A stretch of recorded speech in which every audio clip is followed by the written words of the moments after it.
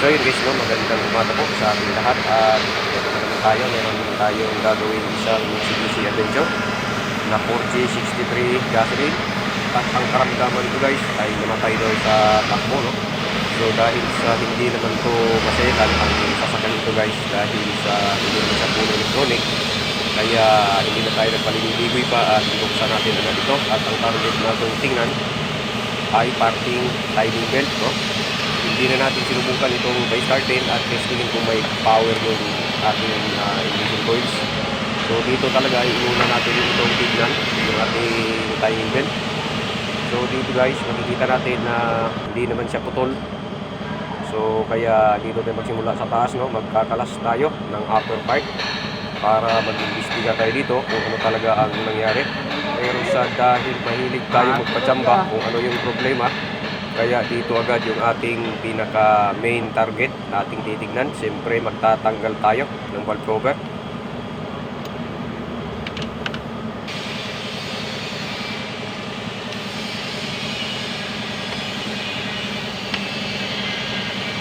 At dito nga guys, no, ay nabuksan na natin itong ating valve cover dahil sa mahinala tayo na pudpod ang siguro ang ngipin ng timing belt.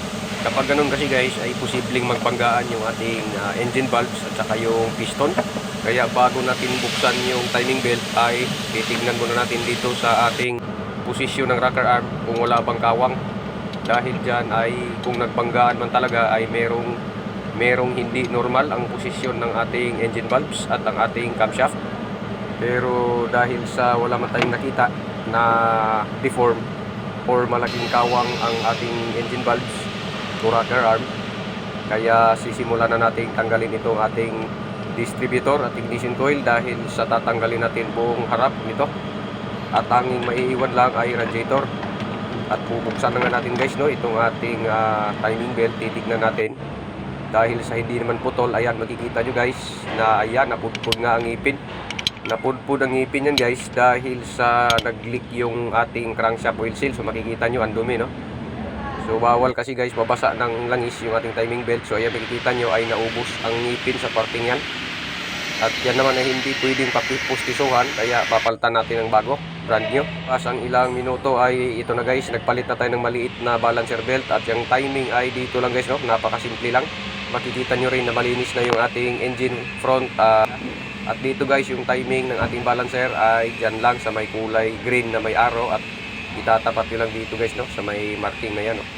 So ganun lang kasimple guys ang timing ng balancer. At yung ating timing belt naman mamaya, yung main, ay ito lang yung timing nyo. Yan lang sa gitna ng valve cover. At makalipas lang ang ilang minuto ay siyempre ikakabit na natin itong ating bagong timing belt guys, no? So yan, brand new yan.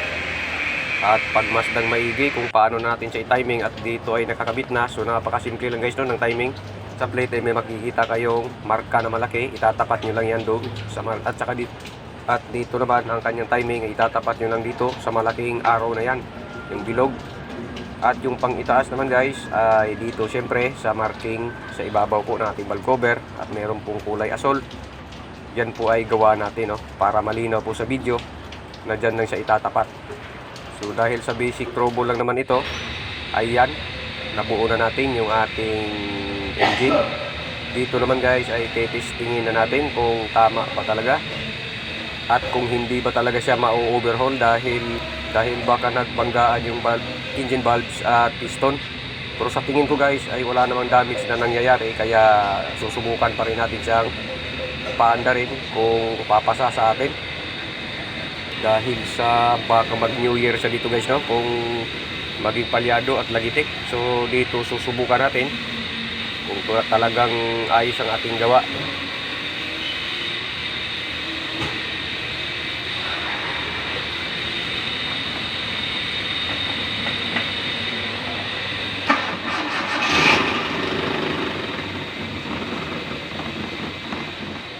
At dito guys ay medyo kinabahan tayo dahil sa hindi siya one click, no?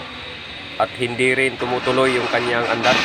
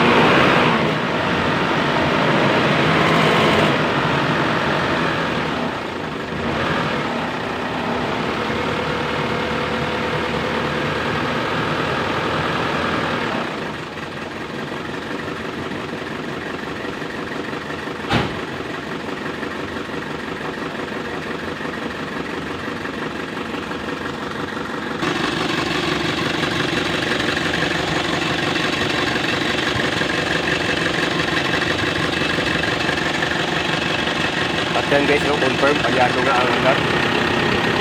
Yan, akala ko yung overhaul na siya. Pero dahil chinik ko ang ibang connection, yun pala ay duwag lang guys, sabi pa rin dito, kaya siya naging palyado.